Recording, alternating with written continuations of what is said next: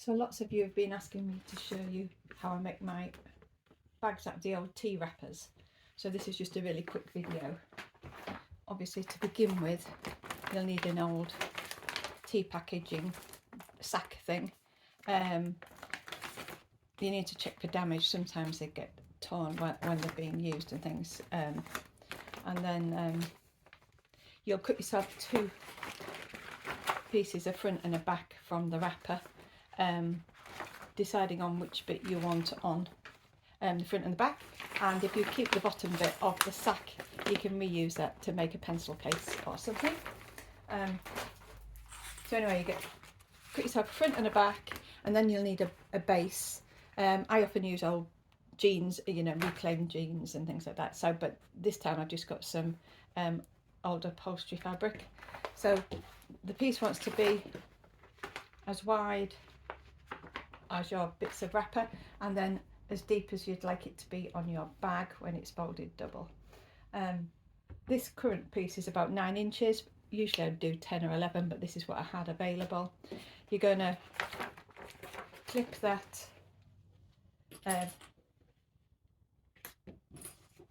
together,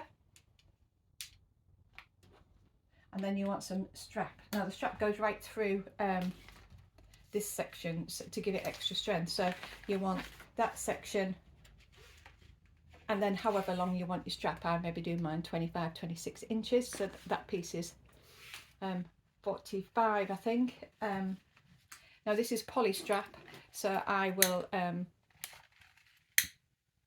singe the ends to stop it fraying out, and then check you've got your wrapper the right way up, and then you can see it's got a stripe down. That's usually where I line up my straps. So you just pop that behind and clip it in place. Do the same, make sure it's not twisted. Do one for the other side. Check how far down they're going. You don't want it very far. And then you're going to sew down here about 1/2 inch seam allowance. Use a bigger stitch, maybe 3.5, so you get less punctures in your plastics. Then fold it back, and then you're going to stitch again, top stitch it. So that will give you this, and on the inside the way it looks is you have 2 rows of stitching that will hold your strap in place. This is cotton strap, so I didn't need to singe the ends of this one. And then with this, you'll use this as your template for your lining. So you'll cut a piece, whatever fabric you've got to hand, and cut that. Now I cut a little bit in for my box space. I haven't done it on here yet. So you will line up your joins like so, clip in place. Do the same for the other side.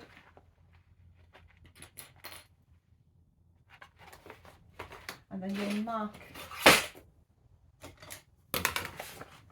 whatever you want your box space to be. I usually do it 1.5 in by 1 inch down. That allows for my 1/2 inch seam allowance. Here, you'll cut those out. I've then just stitched down the sides at my 1/2 inch seam allowance on my lining. I came in slightly at the side so you have less bulk on the inside, and then I've pressed them open. Now we're just going to, you can snip your centre points on each corner there, and also you can snip your centre point on the top of your lining so it matches up more easily when you're slotting them together. But now we're just going to clip these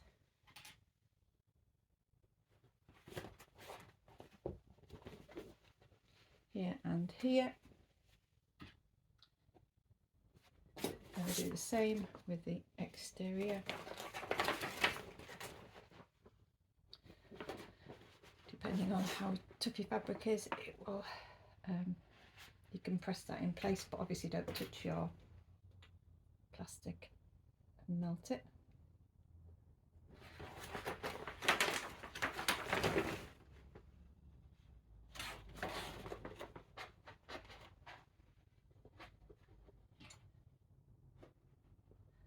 And then you can either stitch all 4 corners separately, or I attach them together upside down like this, and then when you turn the bag the right way, the corners always stay neat. Just make sure that if you put a maker's mark, that it's at the side of the bag you'd like it. So I always put mine at the back. So I will clip these 2 together.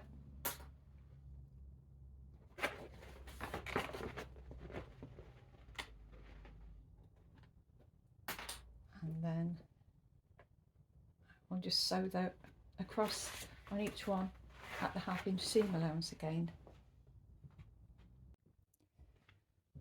Once you've stitched your corners together, the next bit is the struggle of turning it the right way without damaging your plastic too much.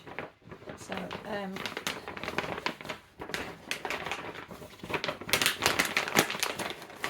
you just have to be a little bit brutal. Push your corners out.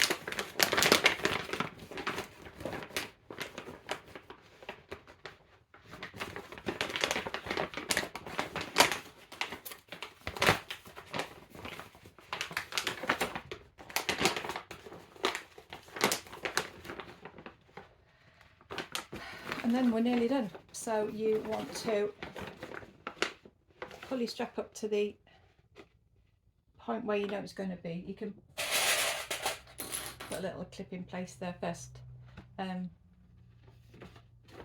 but you can turn it over all the way around, just a little.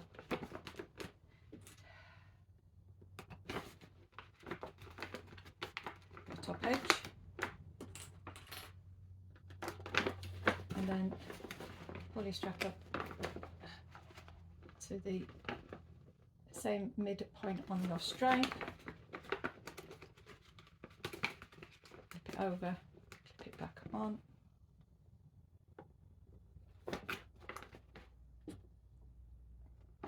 Now you know the centre point of here is going to be somewhere here, so you just need to do the same with your lining. Fold it over, clip your seam to that seam. You've got your midpoint there. Clips to your midpoint here. And then go along and clip in place. And then you're just going to top stitch around the top.